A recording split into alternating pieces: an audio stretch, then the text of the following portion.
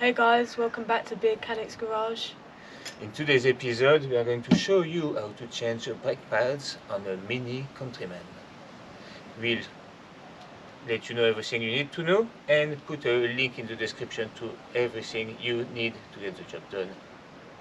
First, you jack up your car so you can take off the wheel. The jack points on Mini are easy to see. As you can see in the trim, you've got an arrow. And here you go, the jack point, and you've got another one here. Yeah.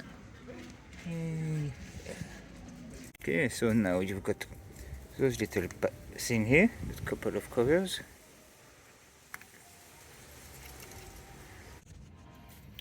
See if you can see well in the video, if you can focus on here. Here we go, and basically yeah, it's a couple of Allen keys, one at the top and one at the bottom. And the tool you want, 7mm Allen key. If you have a combo with a ratchet, makes the job easier. We use those guys, they are quite cheap, but you're going to have to do a lot of manual turning, so if you can, get one of those. Here is just an adapter that goes in it, so nothing fancy, but yeah, so much quicker. You secure your front wheel nicely at the top, put on ignition, and then just remove the handbrake. And now you still have this holding it up. Okay, so now you've got to remove this. Those little bit here at the top, got a little hook like that, so it helps to actually compress them. So see here, what I did is compress the bar on the outside, which make the little groove in those go in, and then pull on it. And now it should just come off. And you can see here we've got our piston, which we will need to push in more to be able to put a new pad, because they'll be thicker. And yeah, now you just slide the pad out.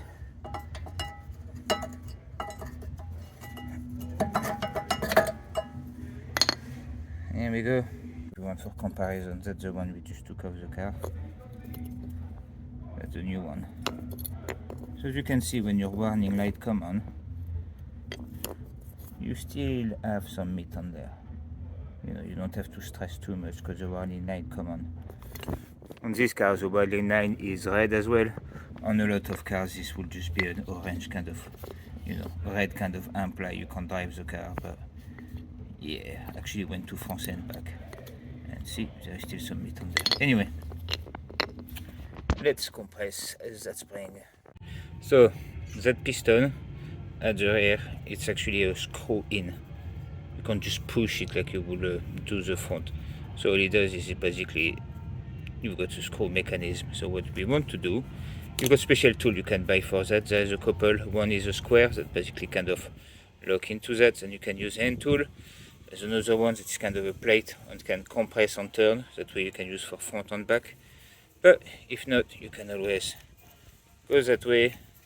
It's going to be hard to do with one hand, but you basically get into the slot and you turn. It's here a struggle because it's one hand, but actually it's not that bad. And basically you want to turn it in, and the goal is to make enough space so that those chunky one can get in there.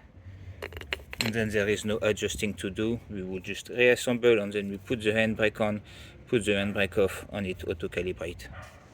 Alright, when you look flush like that, you should be okay, but at any point you can just check anyway. Again, easier with two hands, but as you can see, now we've got enough gap to fit the pad. Anyway, I'll do this properly, but yeah, basically now we are just putting this back on.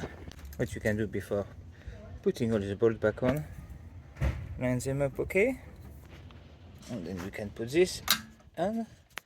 And that way at least you don't have to worry about that moving along anymore. Basically it's screw those guys back in. On the other side, same setup. The only slight difference is you've got a sensor. So instead of having a sensor on each, those actually have a sensor only on one of them. Some of them got that little stuff at the top. That is what actually holds the sensor in place. So as you can see, we press on it like that to release it.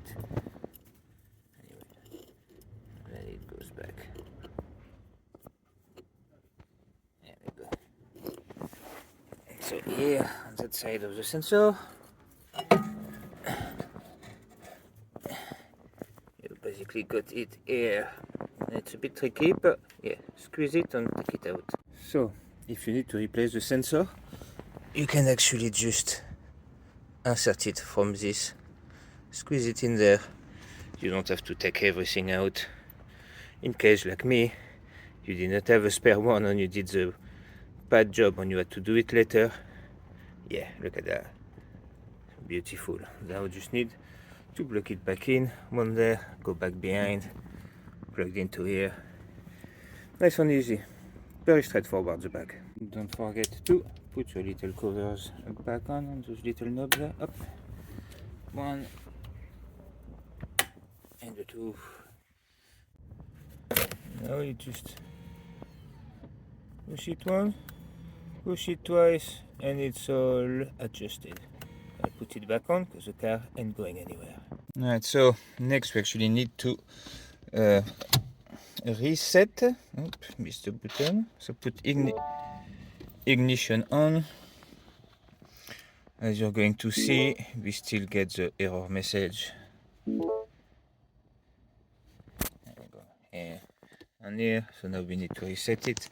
So with ignition on, press and hold the reset button until the service menu appears.